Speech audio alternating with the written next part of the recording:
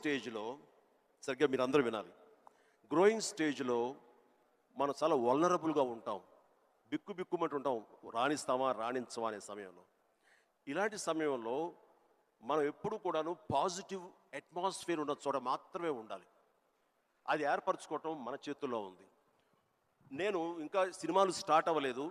Pondy Bazar, tea Nagar, Madras, అక్కడ ఒక area ఉంటుంది. అక్కడ చాలామంది సరదాగా ఈవినింగ్ కబుర్లు చెప్పుకోవడానికి వస్తారు.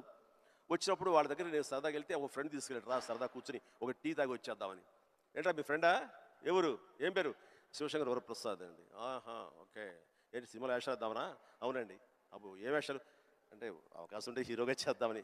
రే ఇట్లారా, వీడు ఎంత అందంగా చూడు, వాడు ఫోక్లోర్ ఫేస్, ఎంత చక్కటి ముక్కు ఎక్కువ, వాడికే దిక్కుద్ది వాడు లేదు, ఎప్పుడు హీరో అయిపోతాడట. అరే బాబు ఎంత మేమంతా అదే పరిస్థితి రా, చాలే అన్నాడు. ఎందుకు హుషారుగా వెళ్ళిన వాడిని తిరిగి ఎంతో నిస్సారంగా డల్ అయిపోయి రూమ్కి వచ్చాను.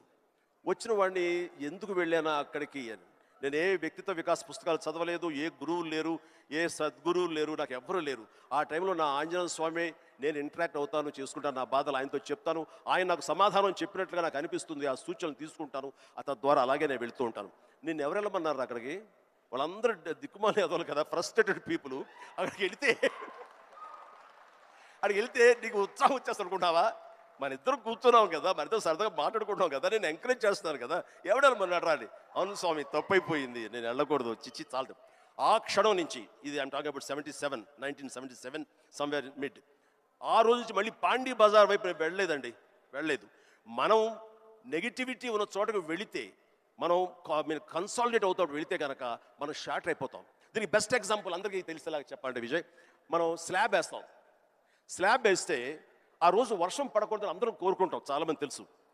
వర్షం చుక్క ఒక్కటి పడితే ఆ రోజున మొత్తం స్లాబ్ అంతా మళ్ళీ వేయాల్సి వస్తుంది, మొత్తం నిరుపయోగం అయిపోతుంది. బట్ ఆరిన తర్వాత 2 days అయిన తర్వాత అదే నీరు క్యూరింగ్ కోసంగా మళ్ళీ వాడుకుంటుంటారు. అంటే ఇంట్లోని మహిళలకు తెలియాలంటే పెరుగు తోడు పెడతామండి. ఆ పెరుగు తోడుకున్న సమయంలో ఒక చిన్న నిమ్మకాయ ఇంత ఉప్పు పడింది అనుకోండి, మొత్తం విరిగిపోతుంది. అదే తోడుకున్న తర్వాత అదే ఉప్పు అదే నిమ్మకాయ పిండుకుంటే ఆ రుచే వేరు. నేను అలా అనుకుని నాకున్న ప్రతికూలాలని నా అనుకూలంగా నేను మార్చుకోవడం మూలంగా నాకు ఇంత మానసిక స్థైర్యం, మానసిక ధైర్యం వచ్చింది.